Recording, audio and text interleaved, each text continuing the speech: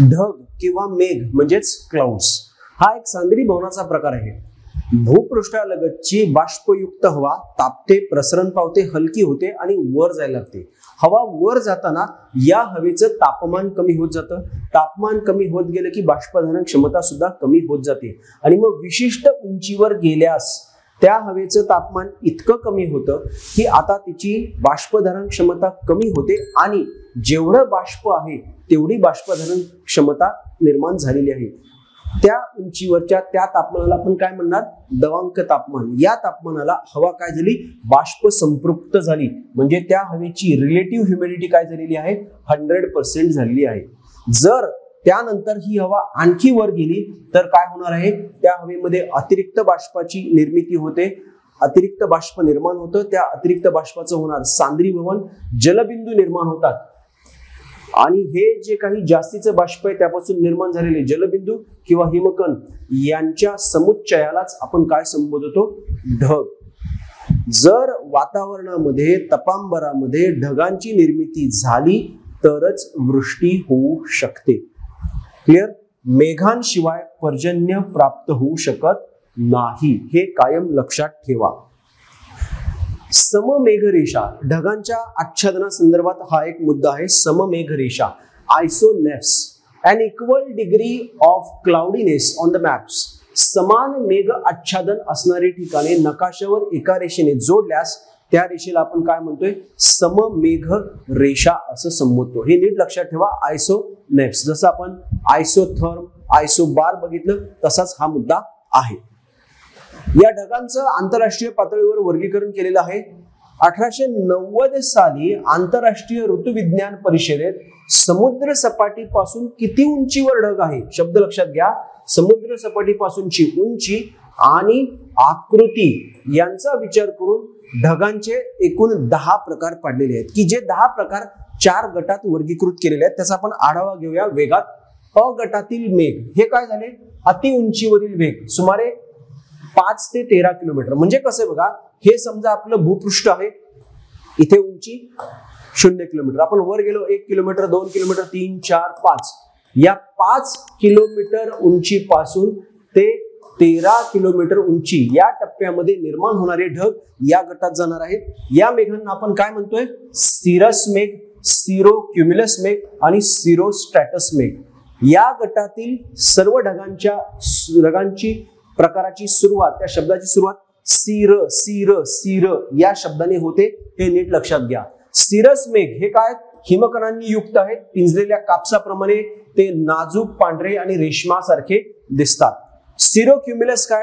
आकाशात सर्वदूर पसरलेले असतात. आकाराने लहान असून घुमटाकृती आणि उर्मी चिन्हासारखे ते दिसत असतात. सिरोस्ट्रॅटस काय? संपूर्ण आकाश भरलेलं असून पांढरा रंग असतो, त्यामुळे आकाशाला दुधाळ रंग प्राप्त होतो. हे मेघ कसे असतात? पातळ असतात. त्यांची थिकनेस कमी असते, त्यामुळे त्यांची सावली पडणार नाही, त्यातून प्रकाश किरण जात आहेत आरपार. मेघांचा गट, त्याची उंची, त्या गटातील मेघांची नावं तोंड पाठ करा. मग त्याची वैशिष्ट्ये जी आहेत ती थोडक्यात लक्षात ठेवण्याचा प्रयत्न करा. पुढचं बघा, ब गटातील मेघ हे मध्यम उंचीवरचे आहेत. भूपृष्ठापासून 2 ते 7 किलोमीटर उंचीच्या टप्प्यात त्यांची निर्मिती होते. यांच्या शब्दांची सुरुवात अल्ट अल्ट या शब्दापासून होते, हे लक्षात घ्या. अल्टो क्युम्युलस, अल्टो स्ट्रॅटस हे निरनिराळ्या थरांनी बनलेले असतात. आणि घुमटाकृती, घुमटाकृती म्हणजे काय? त्या मेघाचा वरचा आकार आपल्याला असा ओव्हल किंवा डोम शेप दिसतो, घुमटाकार दिसतो. हे नेहमी एका रांगेत आढळतात, लाटांप्रमाणे भासतात.